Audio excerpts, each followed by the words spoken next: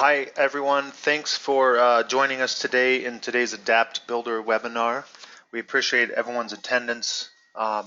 This is actually the last webinar we're going to conduct for general builder usage this year. There will be other webinars as we introduce Adapt Builder 2019 and new features moving forward, but this is the last of this particular series. We do have one webinar that we're going to reschedule, which is relative to punching shear. We decided to reschedule that webinar due to some modifications we're making in version 2019. So we're going to cover those since that version is close to release. It's the tentative release date is August of this year. So today's webinar is being recorded, and we have we'll put this up on the webinar playlist on our YouTube channel.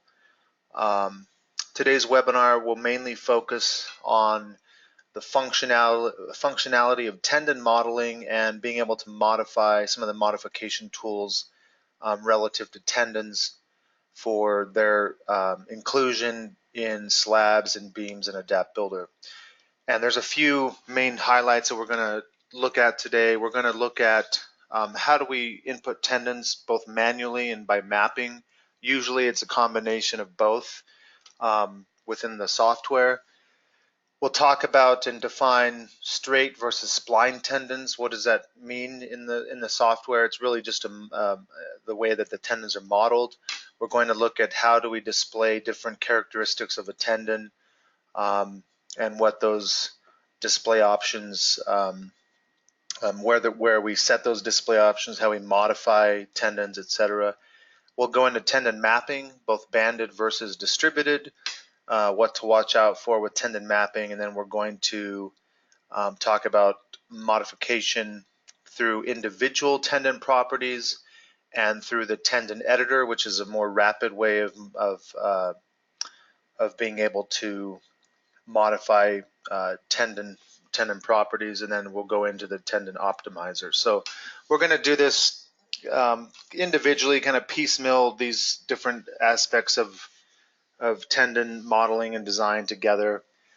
Today's session should last roughly an hour with Q&A at the end. So if you do have questions, just feel free to enter those into the chat box, and we'll go ahead and get started. So I'm actually going to start by defining the straight versus spline tendons, and we'll go back and look at manual versus tendon input. So we're going to kind of jump around these few different points, where the Tendon Optimizer will be on the back end of the session. So we have two models we're working with. We have a model that really is just a full model. This already has tendons built within it, and then we're going to start looking at a model without the same model without tendons. So if you've ever used Adapt PTRC, our 2D strip program, that program is nice because you go through a linear wizard and you enter all of your input data,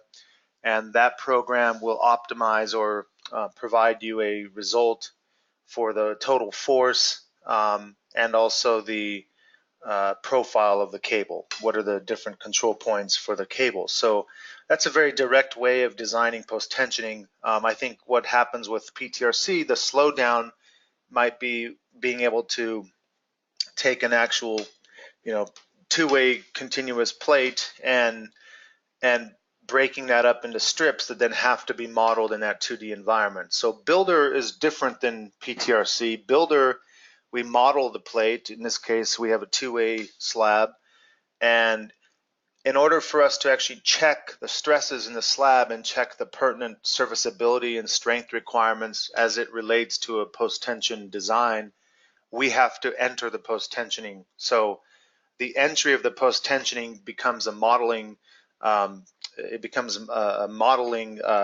exercise where somehow the tendons have to get into the model. And unlike PTRC, where that program designs the PT, this program, we model the PT and then we check and make sure our stresses, our pre-compression, our balance loading is acceptable, or if it's not acceptable, we have to make modifications to the the post-tensioning in order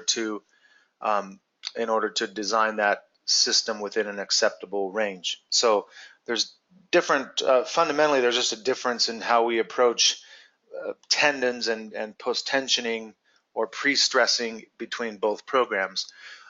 So one of the most challenging things, I think, having dealt with users over the past 10 years is being able to model the post-tensioning, number one. What are the steps needed to just model PT, and then how do we model the PT? How should it be laid out? Where do the banded tendons go? Where do the uniform tendons go? And that oftentimes just comes with experience in PT design. So we're gonna focus more on the modeling aspect of the PT and just some of the different assumptions that you want to be aware of as you're modeling post-tensioning. So I'll start in this blank model today. We're going to take a look at, we're going to mainly be using the tendon ribbon. Now this ribbon only becomes active if you've entered the program in the PTRC scope. So if you enter an RC scope, you won't see this ribbon. You'll want to close the program and reopen it and have the allowance of using these different tools. So when we model post-tensioning, we have this notion of a straight tendon versus a spline tendon. A spline tendon just allows us to model the curvature of the cable as it might truly be represented in the physical, construction of that particular cable or placement of the cable. A linearized cable is more of a idealized segmented cable that might be just easier to model. The program accounts for the true length of the cable when it calculates losses. So when we calculate the friction and the elongation, it accounts for whether that tendon is linearized or whether it's spline. Spline will give you likely more accuracy based on a comparison with the actual as-built condition of the tendon. So to illustrate the different differences here, I'm just going to assume in this model that we're going to put, let's say, banded tendons in this direction and then uniform in this direction. And I'll just model, let's say, a banded tendon on this line right here. Now, if a tendon is completely, let's say, orthogonal or straight, there's no or in-plane deviation, then using a spline doesn't really make sense. It's easier to just model a linearized tendon. Spline tendons do have their, they have their negative side too. They can affect and slow down certain aspects of the program. For example, when we generate design cuts, design sections, and we want to pull up the design section properties, the program takes longer to generate that idealized section data when it's a spline tendon versus linearized. So our recommendation is use linearized tendons where you can and only use spline tendons where they're necessary. That's what we would recommend. So here we're going to just take and add a tendon. This is manual modification or manual input of a cable. And we're going to select a cable. I recommend when you're drawing cables, don't flip-flop the direction. You can flip-flop the live and dead end if you need to, if it's stressed only from one end. But if you model from bottom up and then top down, and you go into the input or the tendon properties dialog window, the dialog window is always based on first point to last point. And if your first point is here on the top or at the right and to left, then you're going to likely become confused. It takes a little time to get used to when everything is flip-flopped. So here I'm going to model from the bottom up, and I'll start down here.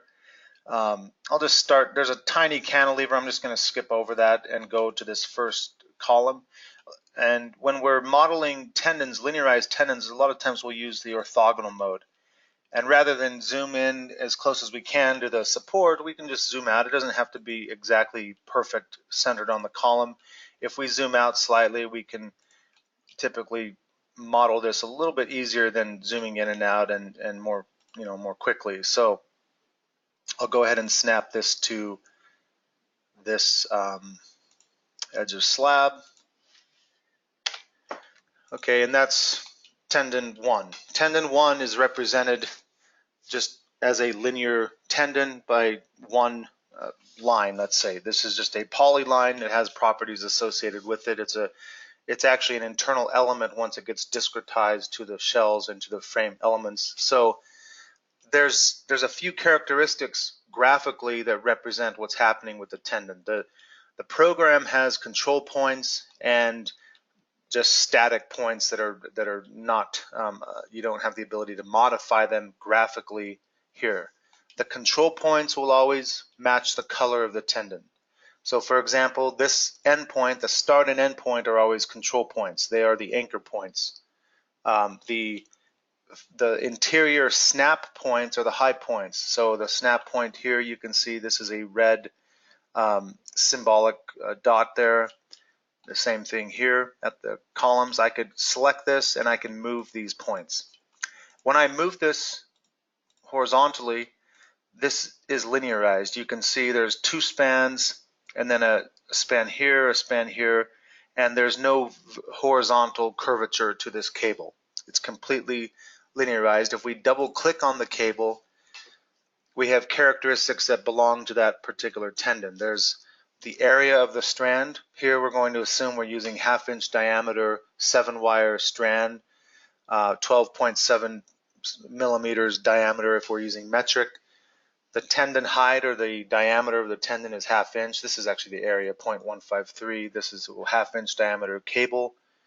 And we specify the number of strands. This is not the individual strands that make up the 1/2 inch diameter. This is really just the number of tendons that we're representing by this one line. So for a banded system, you might have, let's say, one cable that equals 12 strands. You might have two cables that each equal 6 strands. There's different ways to model that. You can model one cable that equals 1 strand and do 12 of those. So that's taking it to the extreme. The more broken out the number of cables you have, the better control, or let's say the more accurate the deflection in the program. So if you're trying to get the most accurate review and, let's say, result for deflection, and it's very, very sensitive, you might actually take banded cables and break them out individually versus representing them as a lump value of strands like so. Now in this general tab, we also have the mode, and here this is straight line mode. Notice if it's straight line mode, everything below this is disabled. There's no first or last end anchorage inputs or parameters for the cable. This cable is represented by either calculated force method or effective force method. If it's effective force method, if I was to draw just a graph here, this is a force graph for the cable. We might say, in reality, if, let's assume we're going to, this is the dead end and the live end is up here. So the loss diagram might look like this for this cable. This is the short-term loss, the friction loss. So if we have anchor set, where we have anchor draw-in at the anchor, then we get some type of inflection that looks like this. So we build up to this high point over some distance we'll call x, and then we get loss over the length of the cable. So this is the actual diagram for the force, and we're just going to assume that our effective force is somewhere in here. It's just the average of this set of numerical values along the length of the cable. And then we also have to offset this number. This is just a flat line. We have to offset that for long-term loss. So this delta here, which is constant along the length, is just the long-term loss that we assume as part of our effective force value. So the program will give two options. You can specify a cable as effective force, which means that the first and live end don't really matter numerically or analytically in the model. They might just be there for representation. So if we want to represent where we want the stressing ends, then we could use this. We'll say that this is live dead. This starts at the first point. The last end is the last point. So here we have live dead. Our effective force we're assuming is 26.5 kips. The default, by the way, is different. It's 26.7, which is 175 KSI. That's ADAPT's assumed effective stress times the area of the cable, which is 26.7. This particular model we rounded back down to 26.5. If you go to calculated force, then we have a few different input parameters. We have to specify the draw-in, the seating loss. We have to specify the jacking stress or the jacking force given or stress given. So there's different ways to represent the force when we stress the cable. And also we have to enter lump sum long-term loss. So we assume a long-term loss. As a side note, the next version of the program will actually calculate long-term loss explicitly for unbonded systems. So that's coming in 2019.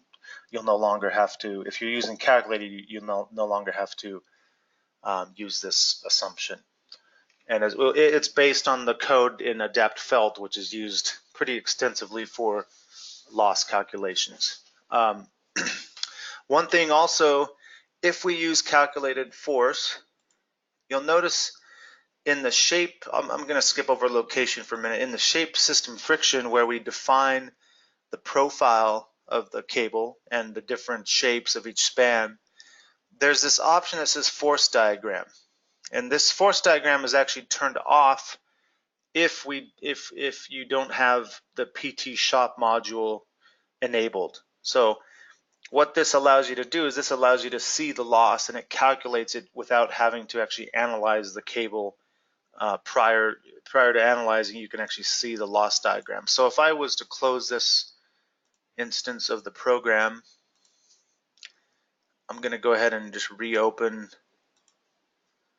Let's see, make sure I minimize those windows. I'll reopen Builder, and we will reopen with the PT Shop module.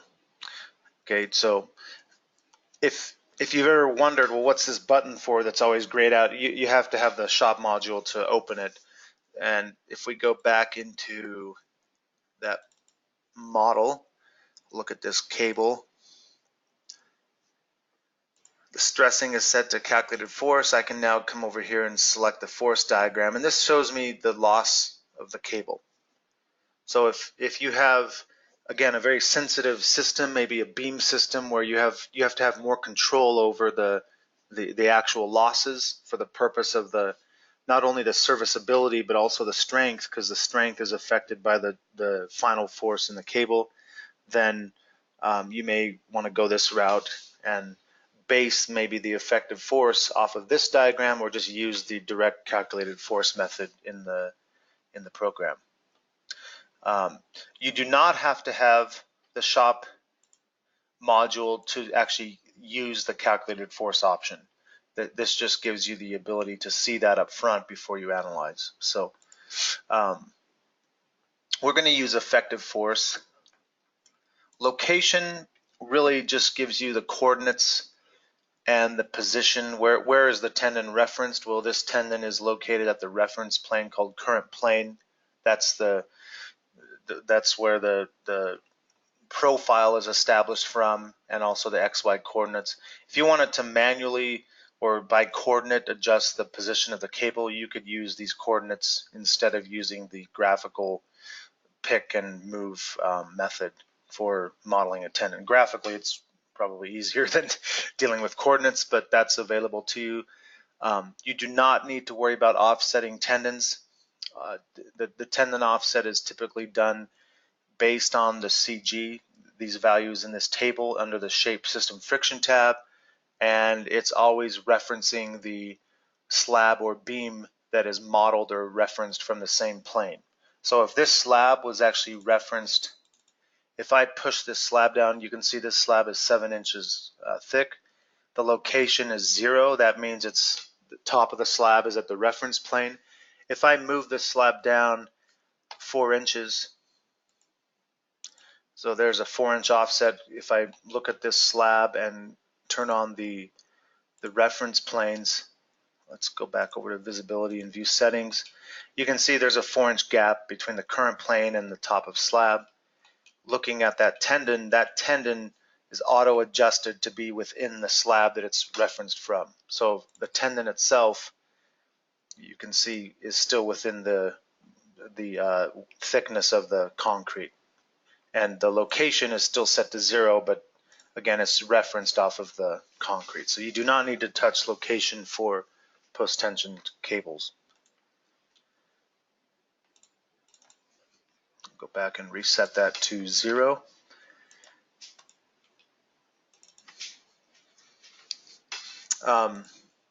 One thing to note here also is the uplift.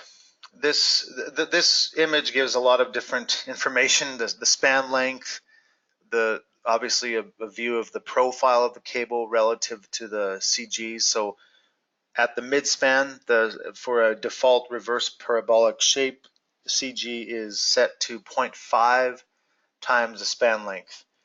The inflection point, if this is if it's reverse instead of simple, the inflection points are 1/10 of the span length from either end.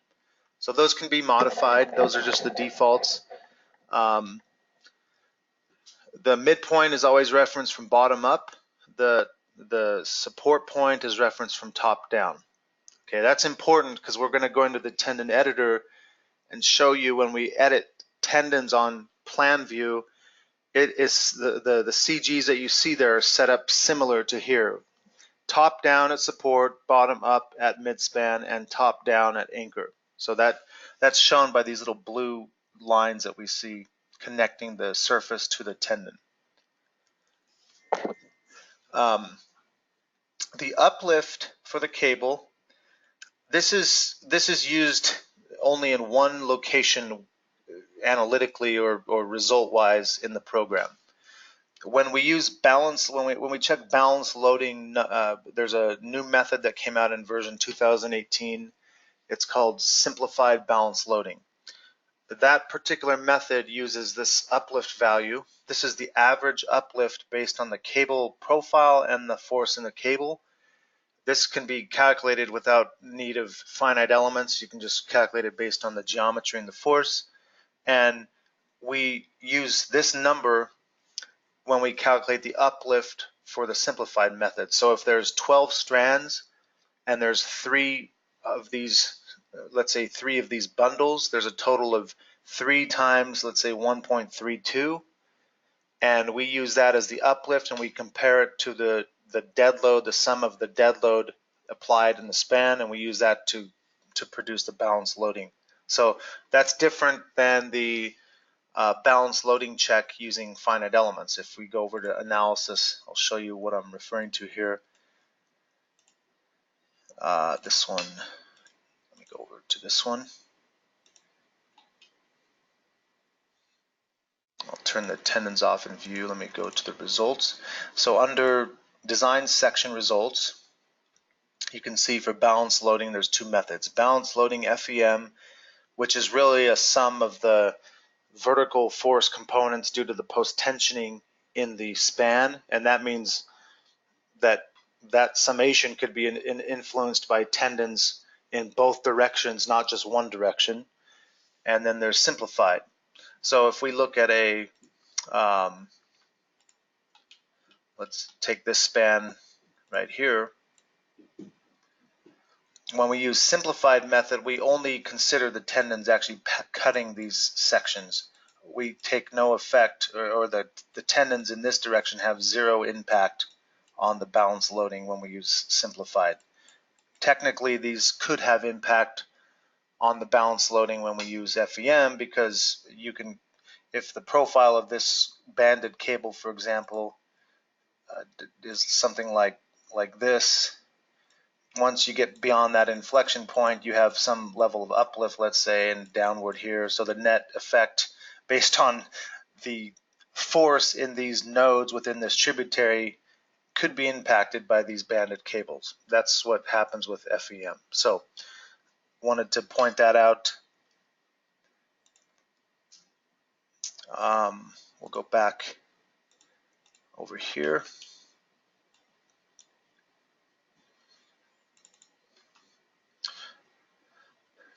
Okay, one thing to note in older versions of the program, this was primarily where we would modify cables. And when you have 100 cables in the model, it became time consuming.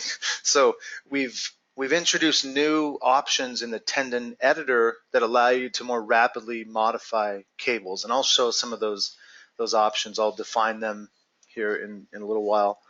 But I wanted to just close up the loop here. The FVM option allows us to consider or ignore tendons. If we set this to disregard, then when we analyze, the tendon is not considered. It's as if it's not in the model. Properties just define the layer properties for the tendon. Whenever you're modeling tendons manually, let's assume that this is a uniform cable. You want to make sure you set up the uniform cable with the proper inputs, the proper profile, the number of strands, the right diameter, and so on, before you go and you replicate it 20 times. Otherwise, you're going to end up having to modify those cables. So be aware of the properties that you're setting up here. The shape, there's different shapes you can use. There's several different shapes. Reverse parabolic, partial, these are the most commonly used in, let's say, interior spans. On cantilevers, we have cantilever up, partial, harped, cantilever down. The cantilever down is the most common on true cantilevers, or straight. You might just go from high point straight down to low point.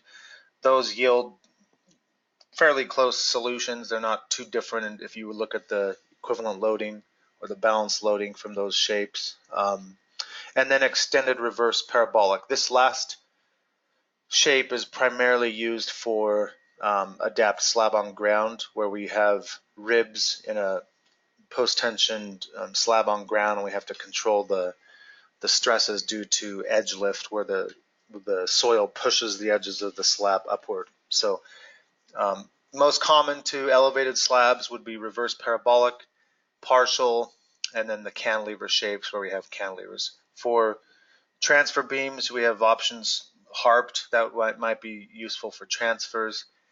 You might say, well, where's the simple parabola? Well, simple is just established by setting the x1 and x2, or excuse me, x1 and x3 values to 0.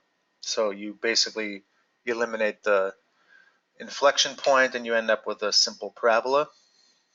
If you're wondering about these values here that define the points along the span, you can always click on this button. That will show you an image and give you the values and the limits of the values for the specific shape. Okay, so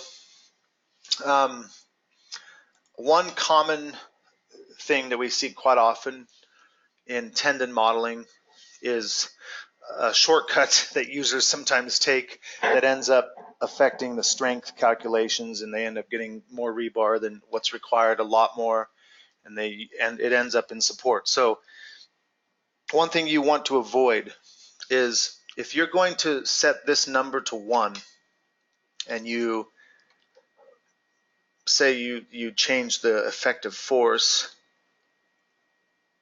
I'll change this back to 575. If you use this method, you have to also increase the area. You cannot leave the area to 0.153, because the calculation of the nominal stress in the cable at strength level is affected by these values. So if you're using the method of always leaving the number of strands to 1 but modifying the force, you need to scale up or down the area per strand. If this represents 30 strands, you need to multiply 0.153 times 30 and enter it here. Okay, our recommendation is leave the effective force as is, and if you do that, you only have to modify one value, which is number of strands.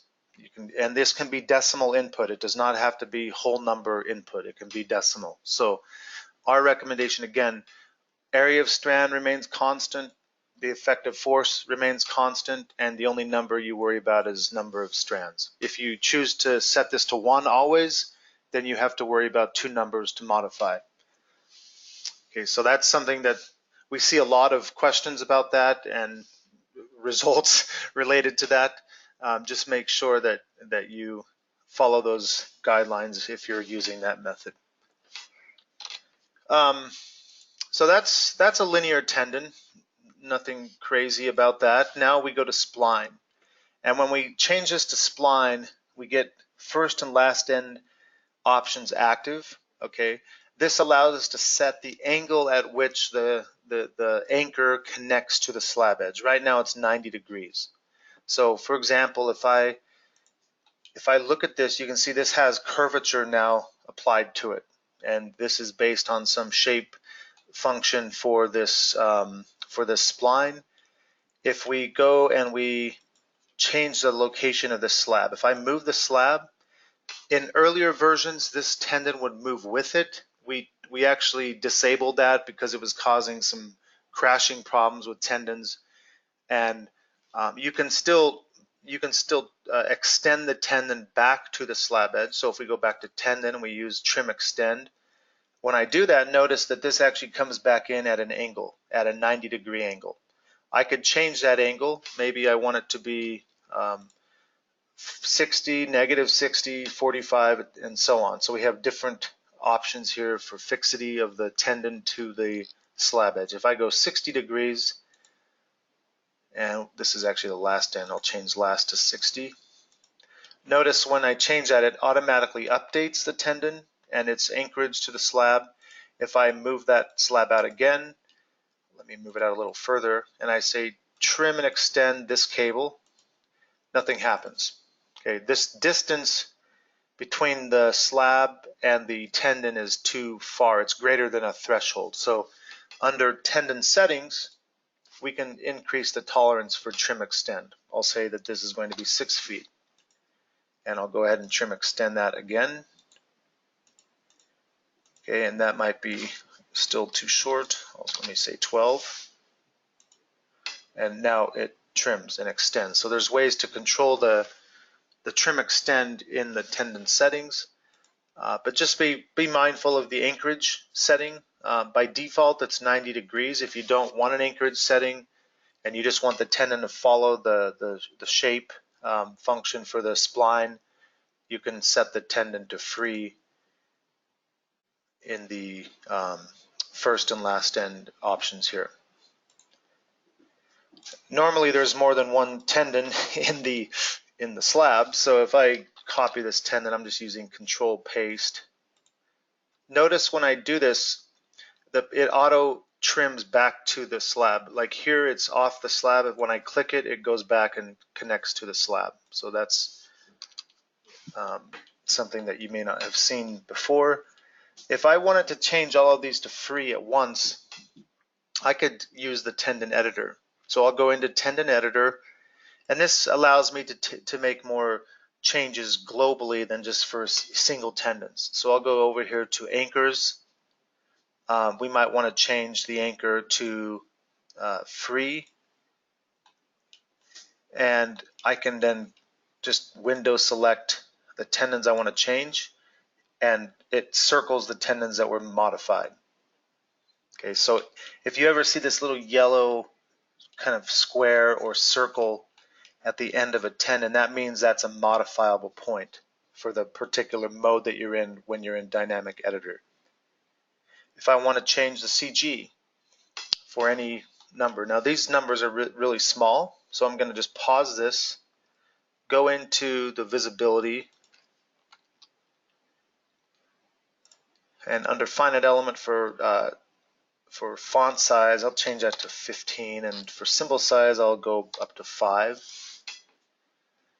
Okay, and I'll resume that, and now I have readable values for the control points, and I can make changes here globally again. So maybe I want to change these to 4. That's too much. It's a 7-inch slab. Let's say 2, and I can just window select my points like so. Or you can just click on one point. I could go in and just click on that point and change these like so. There are also options for end span shapes. So if we have an end span that we want to modify, this span on the end here is actually from, let's see, Yeah, this span is from here to here. Is that right? No, let me back up here. From there to there. So if I change that span, it's not really a cantilever. This is because I didn't model the cantilever here. I moved this slab out, and this was originally just a reverse parabola on the last span. Let's assume it's a cantilever. So we'll go ahead and just select those, and that changes those to cantilever down. Okay, so there's different ways to make changes other than inputting the changes per tendon.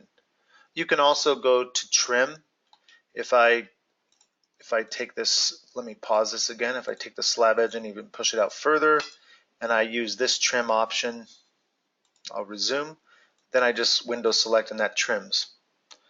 I might want the shape to be set back to, or the anchor to be set back to free on that side, or let's say 90. That modifies the anchor. Force, you can modify the number of strands or the effective force, and this will write the number of strands when we go into that mode. It will write these at the start point of the cable. So here I can select number of strands or effective force, and that changes the effective force. It just changes it based on the mode that you're working in. And then mode, if I wanted to change all of these tendons to spline, or from spline to straight line, I could, again, just switch this. Now they're all linearized. Maybe I want to make a couple of them spline. Oops, let me try that one more time. Those were previously selected. Okay, and I'll go back to spline, and those two are now spline. So this is where most of the global changes occur in tendon modeling, is within the dynamic editor. Doesn't mean you can't do it individually, but this is a pretty useful tool for making changes to tendons. Let me just see if there are any questions that have come up here. Looks like no questions. Okay.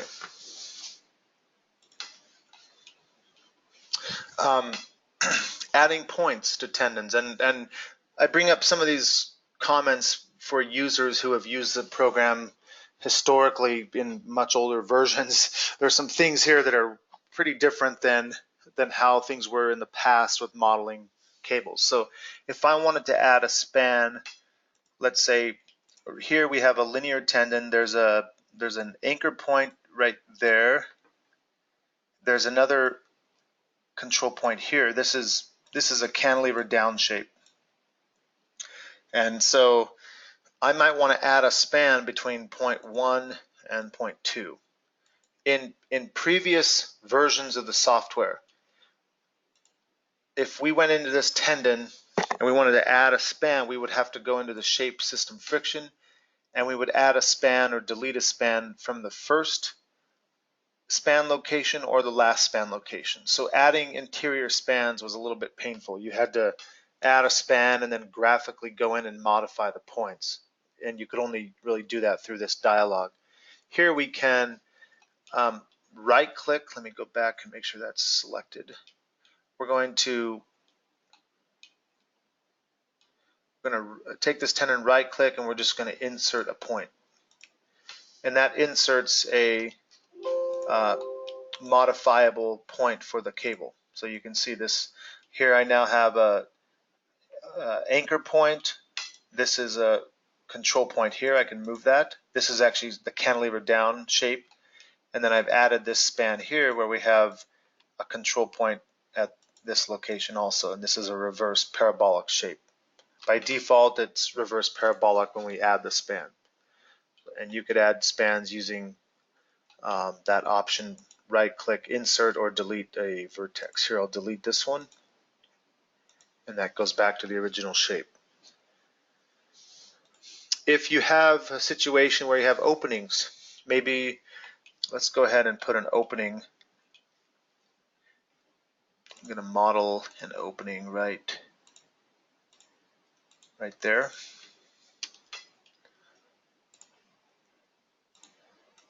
try that one more time. Enter instead of escape. Now here I want to keep the control points. I want this to be my high point. I'll circle these also. So this is high point. The other high point is down here, and this is the low point. This is LP right there. I want to maintain these high and low points, but I want this tendon to just swerve around the opening. So how do I control the in-plane maneuverability of the cable? There is a question. Let me go ahead and answer that.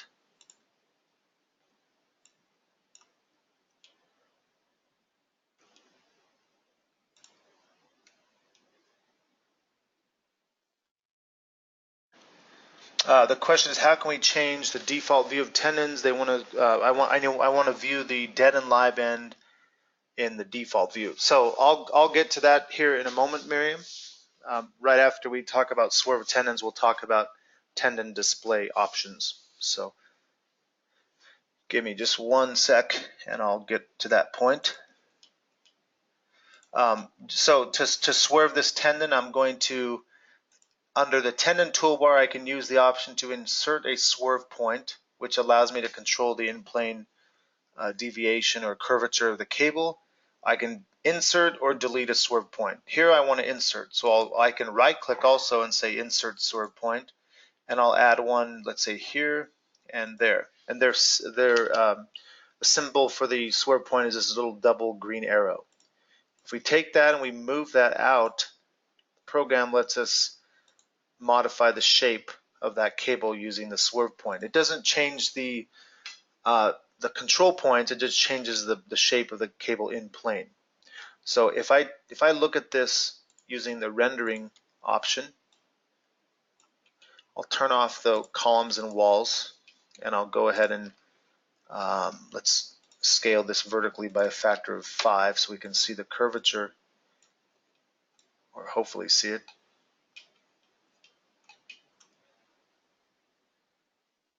You can see,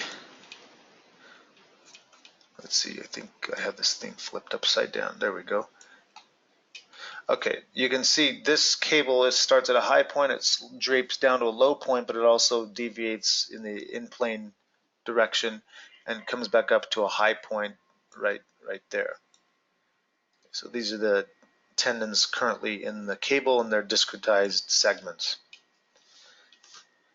This is a nice view, by the way. If you ever want to check the modeled profile of cables, you can use this modeling, this rendering option there.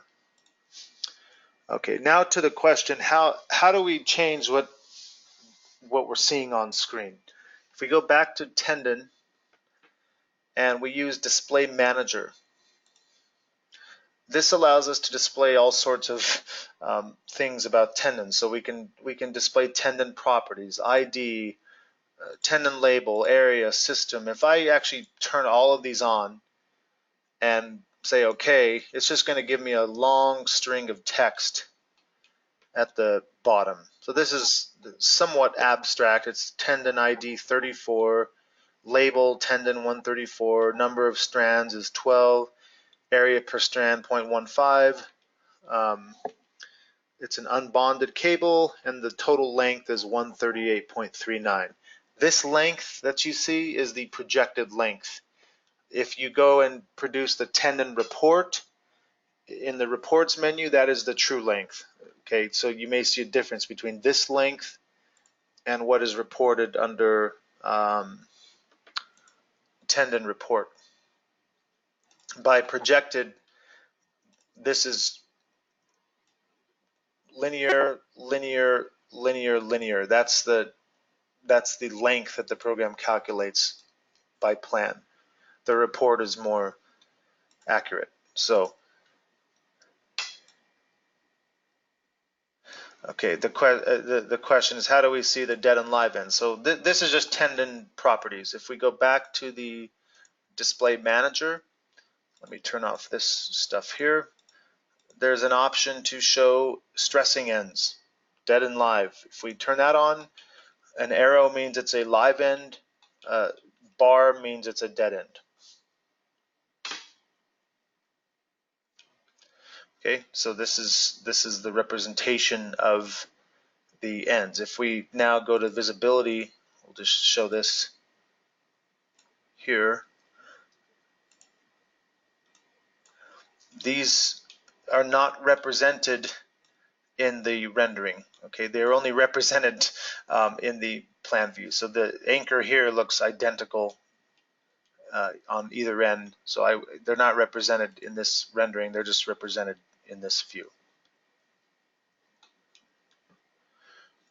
So how do we make this the default view? Well, whatever you set here is whatever this is now the state of viewing that we're in. This is currently the view state. So if I model another tendon like so,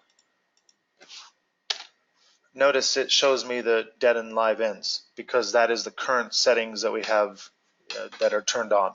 So when you say default view, the default is whatever is currently set in the display manager. If I turn the tendons off and on, if I go back and turn the tendons on, it just pulls up whatever is stored in this dialog.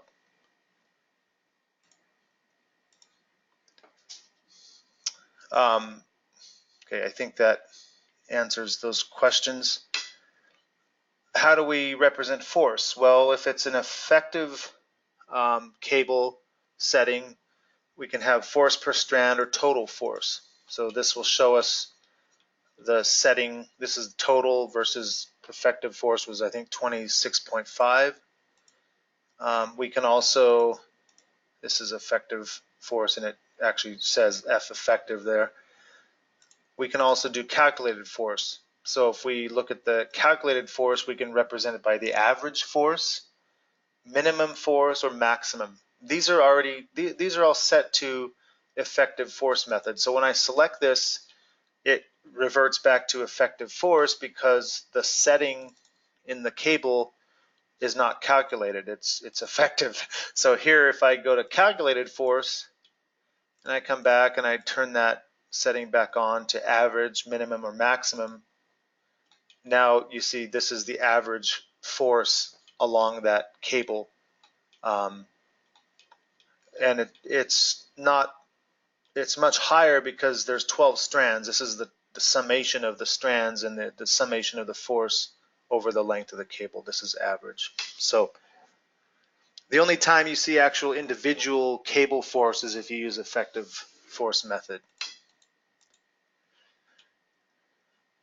Okay, if you want to show the control point heights, you can use this option, show the heights of the control points. These will be displayed automatically when you go into the tendon editor. However, notice one thing. When I use the display manager, which is really used to export and create a data sheet for the tendons that you're modeling, when I use this manager, this is referenced from high point. You can see, let's see if we can find the high point here. So these are high points. This is 6. This is from the bottom. Everything here is referenced from the bottom up, which is more in tune with how it's represented, let's say, on construction or drawings that you're preparing.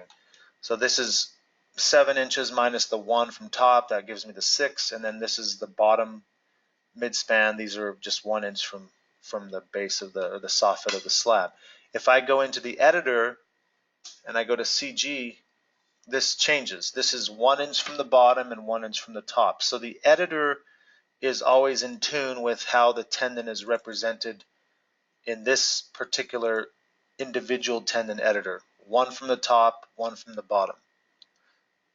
Okay, so the display manager just references everything off of the bottom.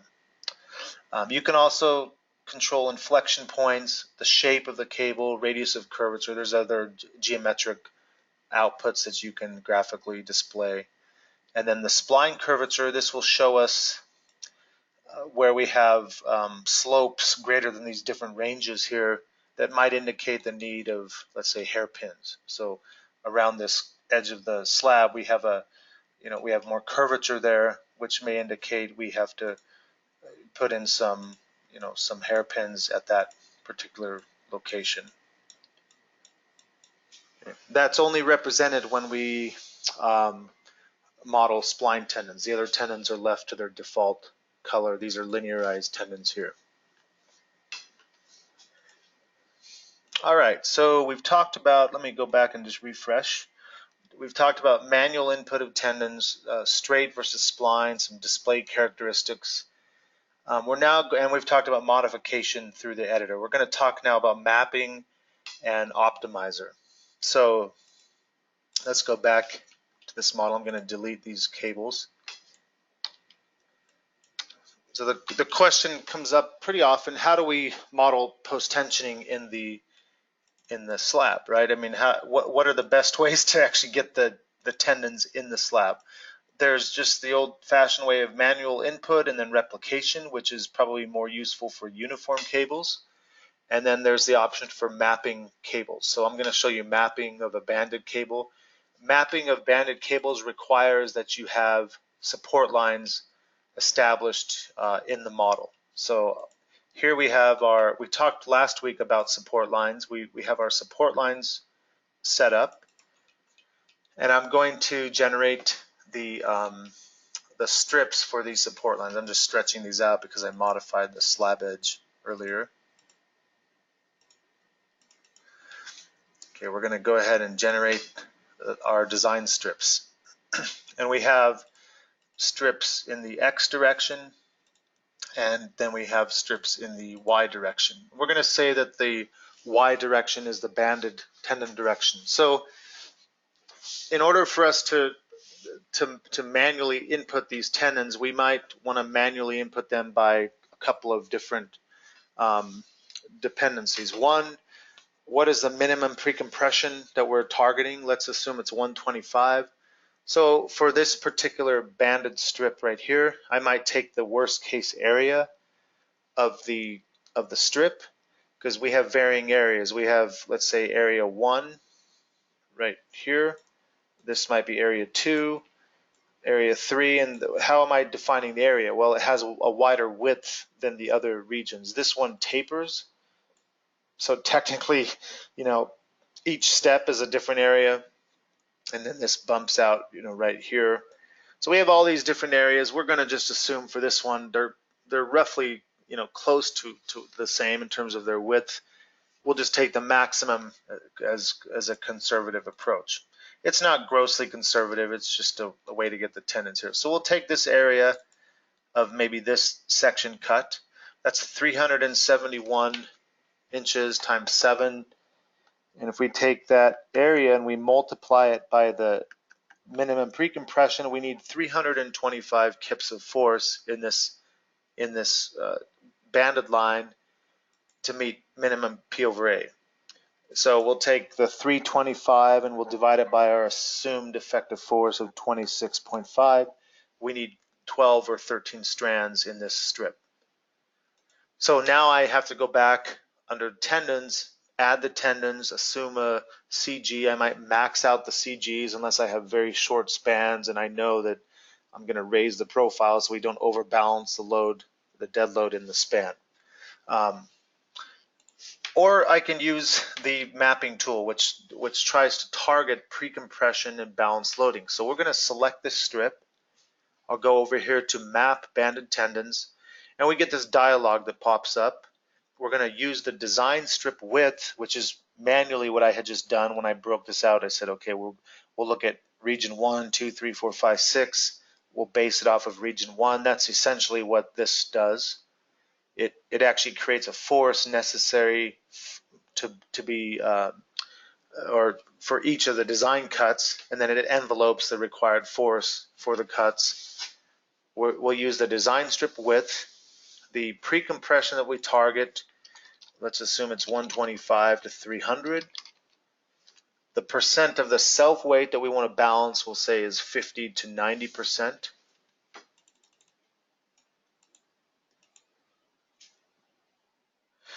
Miriam asked a question: Can we design a PT slab without reaching P over A in the banded direction? It depends on what code you're using. If it's ACI code, technically, no. If it's a PT2A slab, I guess you could say you're only using post-tensioning to control deflections and then design it as an RC slab. but usually the answer to that would be no. For ACI, that's our opinion.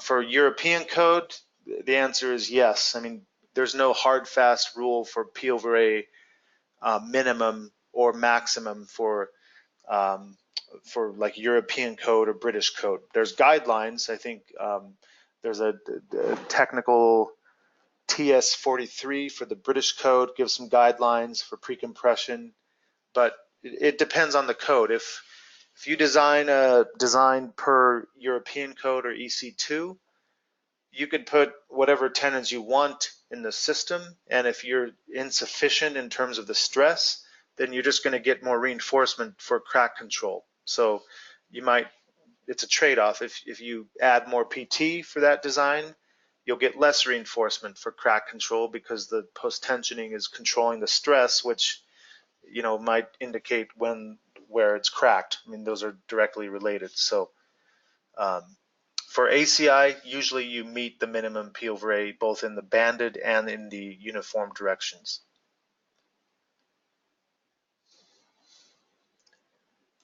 All right, so just looking, see if there's a follow-up question there. I think we're okay. All right, so we enter our inputs for pre-compression and percent self-weight to balance. We're backing off a little bit for the maximum just because this is a two-way slab and we're going to end up balancing load also in the uniform direction. So placement of the cable, there's ways to have the program represent the banded cables. We can represent it as individual tendons. Let's assume that the program determines we need 12 strands here or 12 cables. The program would model all 12. You would get 12 lines of cables here, which is more time consuming and takes more effort, and it's less efficient because you have to modify more than one cable. You can also represent this on the other extreme end as just one group. So I might have one group of 12.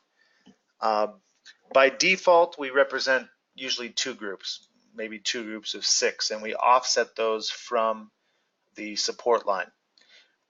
People will ask us, well, if you're going to just use two groups, why not just use one?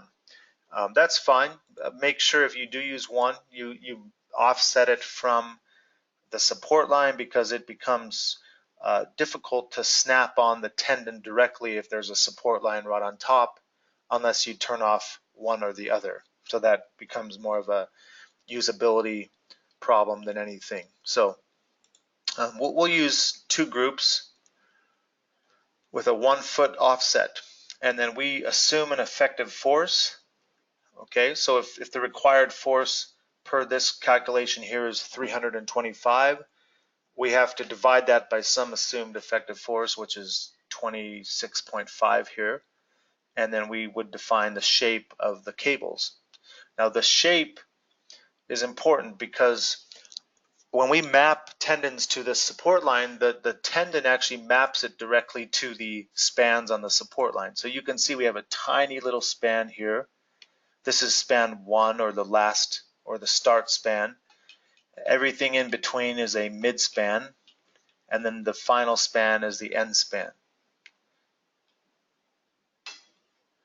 Okay, and so if we come back and map that, we have first span, which is a cantilever, that's down on the bottom. The mid spans are all going to be reverse, and the last span will be cantilever. If I mistakenly have these all set to reverse, which I'll do just for example, and I map this, you can see there are two tendons that are drawn. And I'm going to go back and turn off my display of effective force.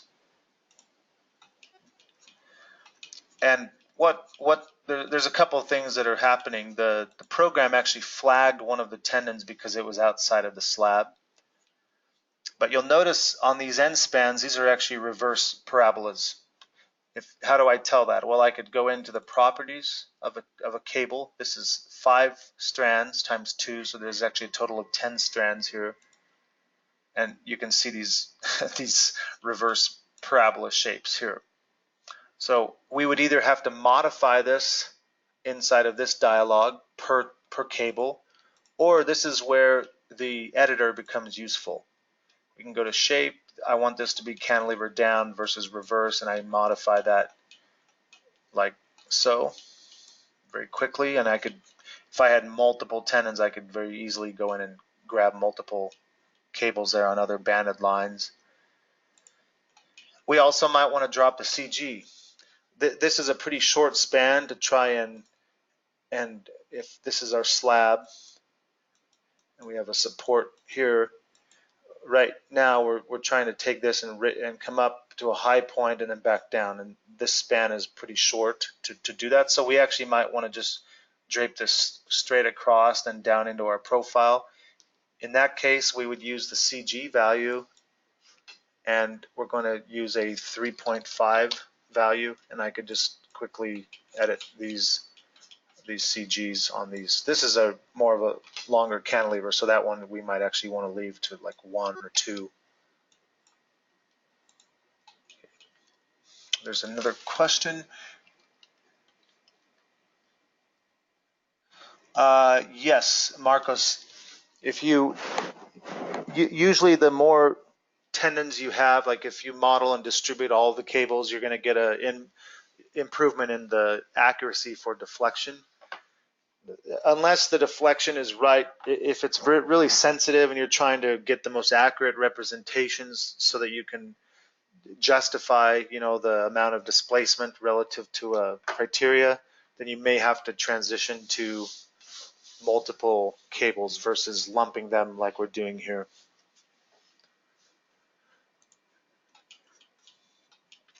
Okay, so that's a banded cable example mapping. Notice this cable is out of the slab. Because we mapped to 2 sides, one cable is actually short of the slab. Remember, it's mapping it off of this point in the orthogonal direction. That means if this slab edge is sloping, one of them is short this way, one of them is long this way.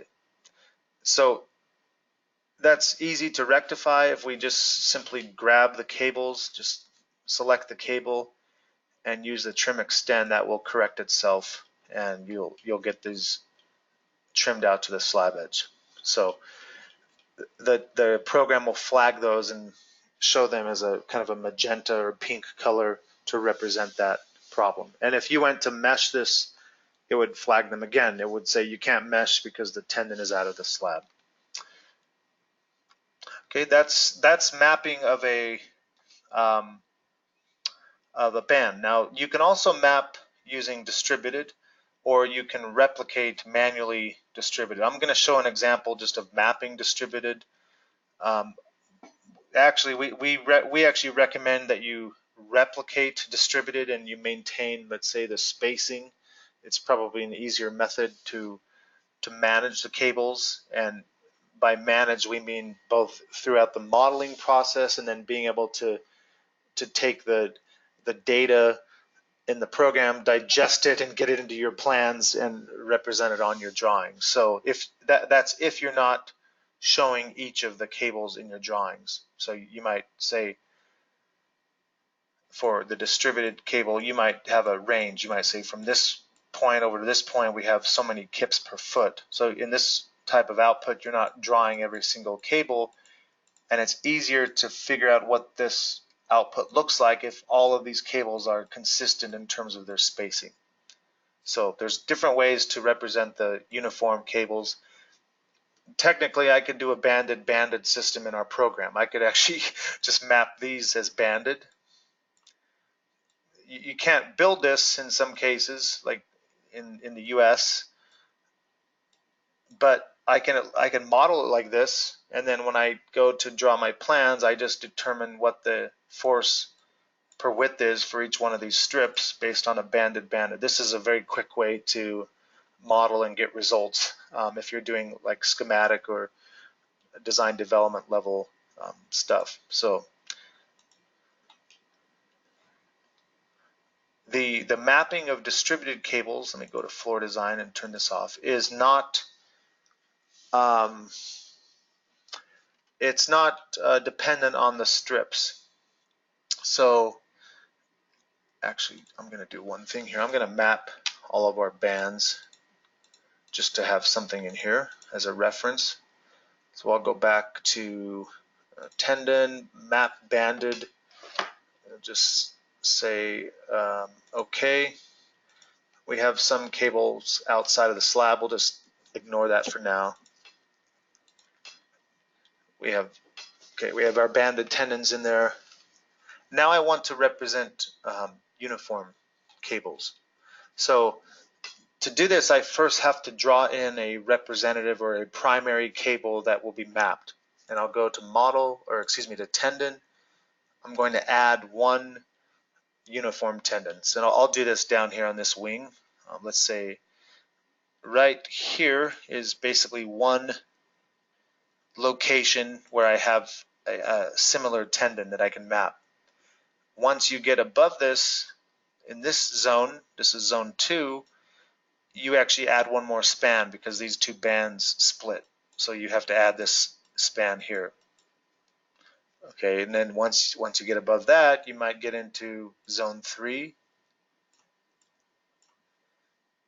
And then this bumps out, so that creates another zone, and plus there's an opening. This might be zone 4, zone 5, and so on. So you might have several regions where you must create a primary tendon that can be used to map over that region. Here we're showing it for region 1. So if I go ahead and I add a tendon, I'm going to start at the slab edge. This is going to be a cantilever, and I'll use my orthogonal mode. I want the tendon to be aligned straight, and here I just snap in between the two bands. If I wanted to get really specific and really accurate, I could actually click point 1 and 2. That creates a span over the band that you'll have to make straight over that banded line. So this is the second point, third point, and then the fourth point I'll snap perpendicular to the slab edge. So for my primary cable, I'm going to define the properties of this cable. I'm going to assume that for each uniform cable, I'll have 2 strands. The total force will be 2 times the effective force, which is 26.5. And the shape is whatever I define it as. So on one end, we're going to have cantilever down.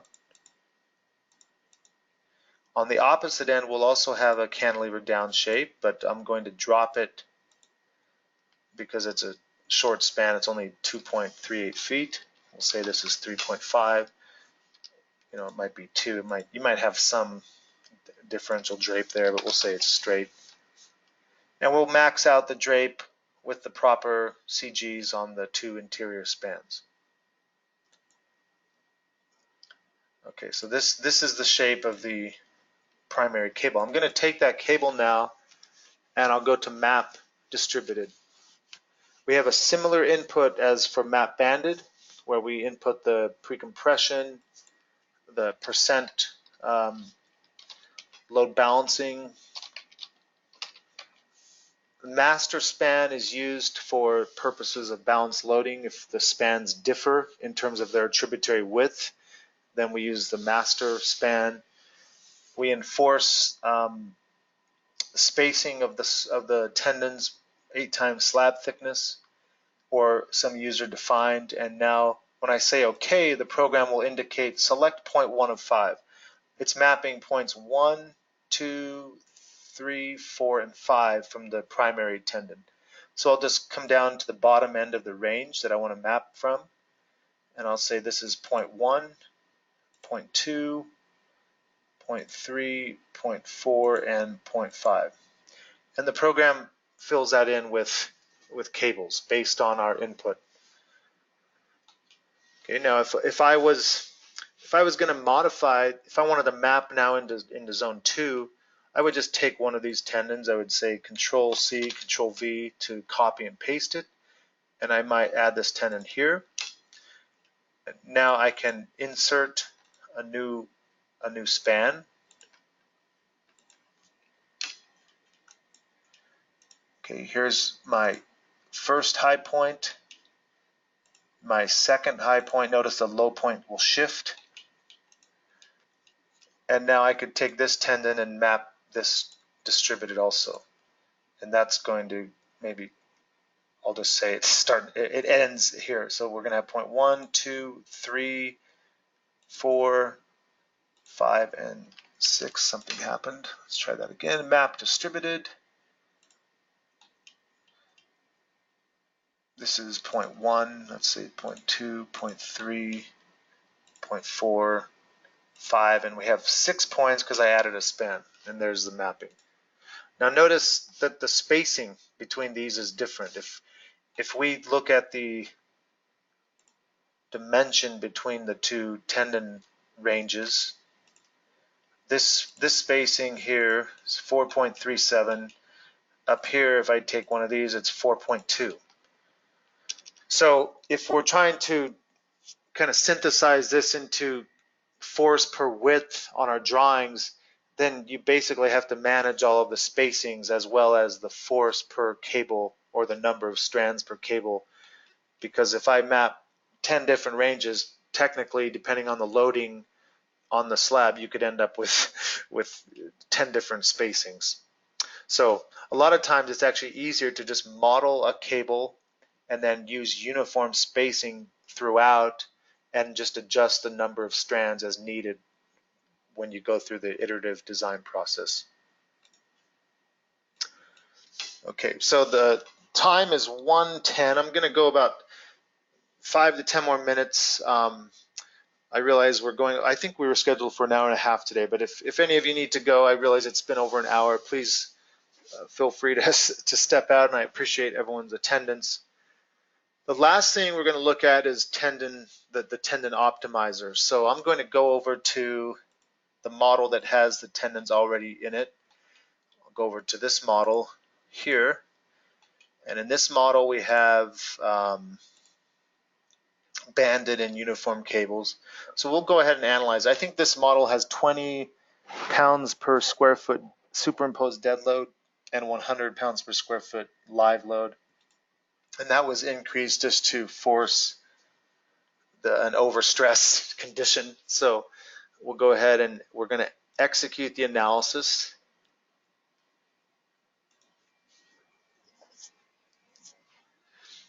And the optimizer was introduced in version 17, Builder 2017. It was introduced to give the users an option for solving issues with stress rather than just trial and error or modifying a tendon and rerunning it and seeing whether or not the stress works. So this works a little bit like the PT recycler.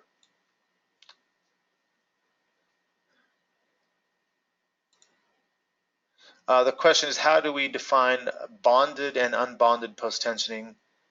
Well, the PT is one of the characteristics of PT is bonded or unbonded. So you can specify the type of cable it is using the properties. Here the system is unbonded, and we would just change this to bonded if we wanted to modify the system type. So that's where you would change the type of cable. I mean, typically for a slab on ground that is maybe residential, it depends on where you're at. In the U.S., almost all slab on grounds are unbonded. If SOG is what you're referring to, for slab on ground residential design, even commercial, like for a warehouse, many times here it's unbonded. So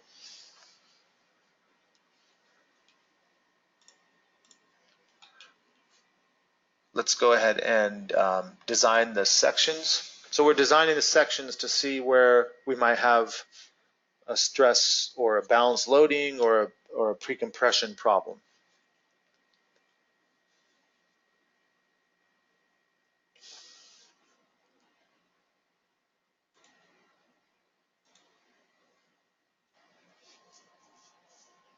This will take just a few moments.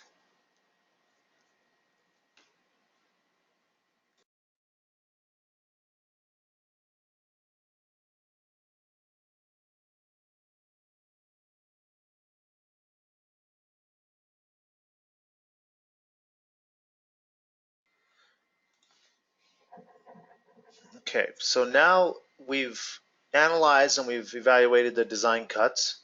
I'll turn our tendons off.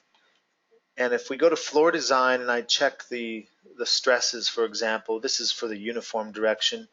If I go into the result settings here, and this is for service total condition, under stress, you can see for bottom stress, this says no good. This is actually based on check of all sections, but in both directions. So if I go and I toggle this to the Y direction, we have a few locations where we have overstress. The allowable stress is 424. That's tagged right there. The actual stresses are slightly over. This is for a banded span. And if we want to change the way that this is displayed, we could go to display, allowable stress. Right here we have exceeds only. That will show this value, 424. If I select none and I modify that, notice that it just flags the section as pink. It doesn't color in the graph where it's overstressed. So this exceeds only is a little more informative for the user. If you do all limits, then the program will show you the gray region is here this is like the tensile limit, and then the gray here is the compressive limit, and it shows the values on the screen. So this is even more informative than the previous setting, but we'll go back to the default, which is exceeds only. And if we look at the top stress, we have an overstress here also, 499, 470, the allowable's 424. This is top tension.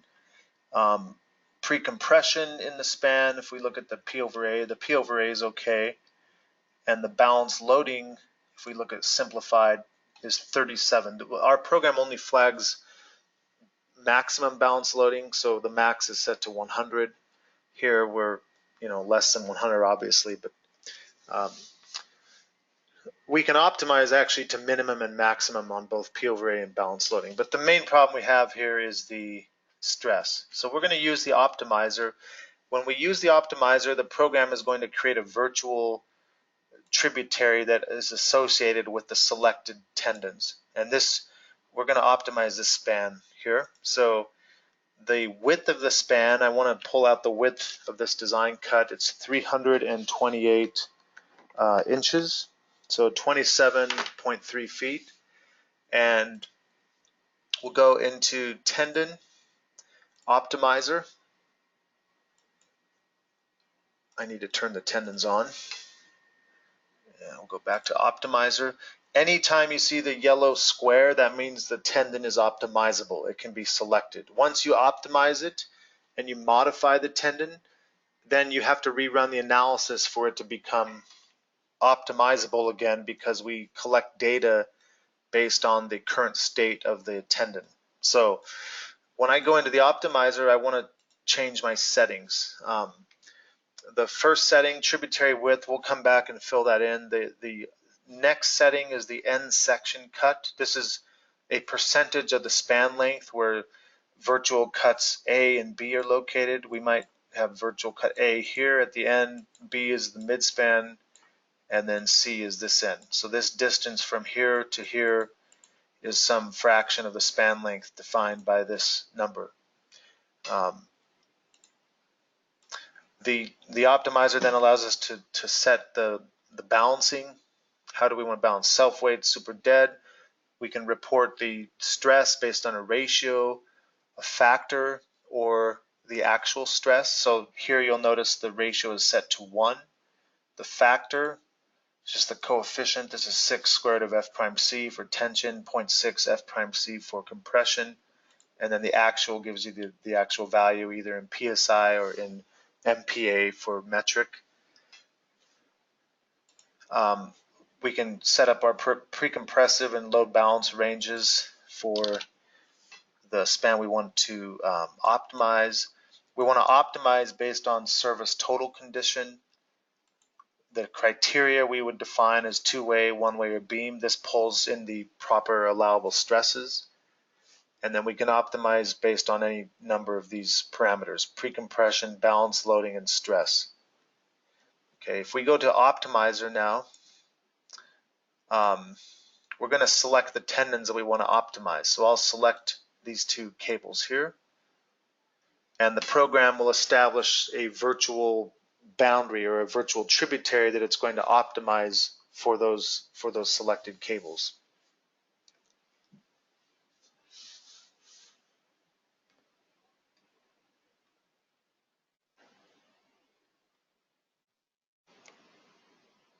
Okay, notice the boundary, the default tributary width is actually equal to, when there are two tendons like this, it's equal to the distance between the end tendons. So like this half of this distance here is taken and added to one side and to the other side. So this tributary is too small for this actual band.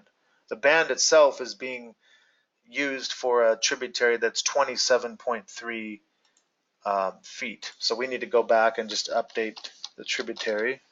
I'll update that.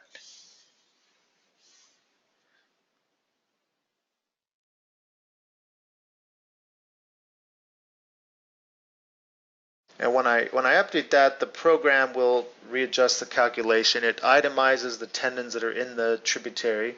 So there's actually two cables here. It's hard to see that because I have the stress diagram turned on top of it. Let me turn off the stress diagram. So there's cables 1 and 2. These are both set to 26.5 for the effective force. The CG is 1. The number of strands is equal to 6. So there's a total of 12 cables in this blue tributary. And under the Optimizer tab, you can see the current total force is set here, 318 kips. It actually meets the pre-compressive range that we set. The load balancing range is slightly less. Okay, so the current load balancing is 49.59. The allowable, or the setting we made, was 50. It's probably close enough. These numbers on the outside represent the force necessary to meet the min and max for pre-compression and load balancing.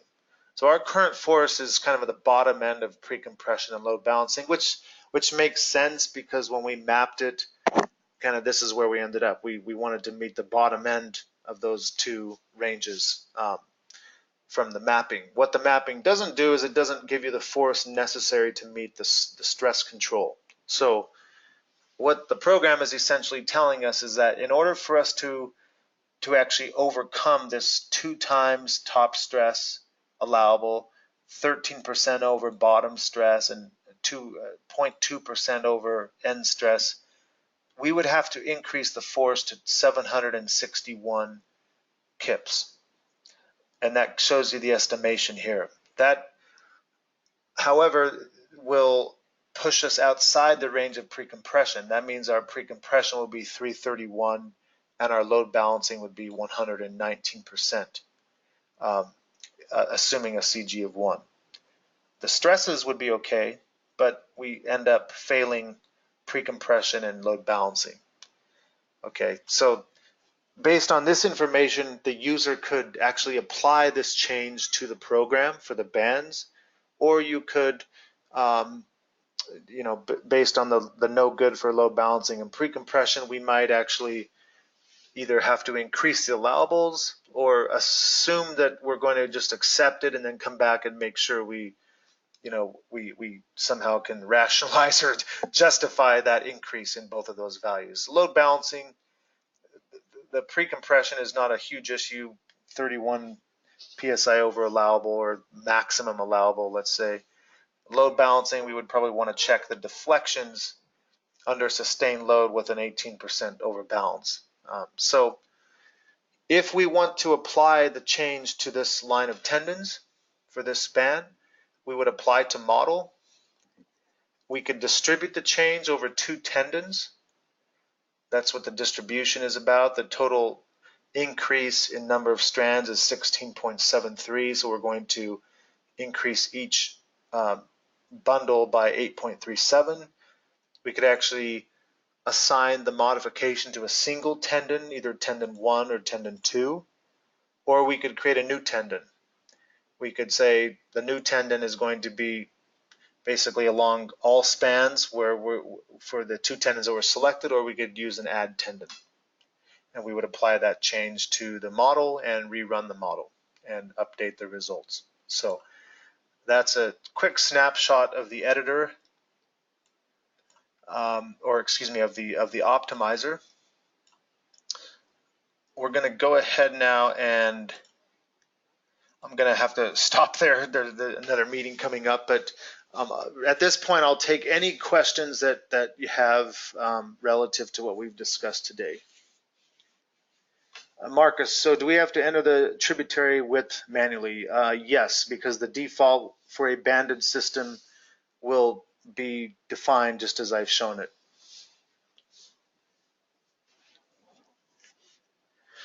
Other questions? I have about 5 minutes for questions if anyone has anything.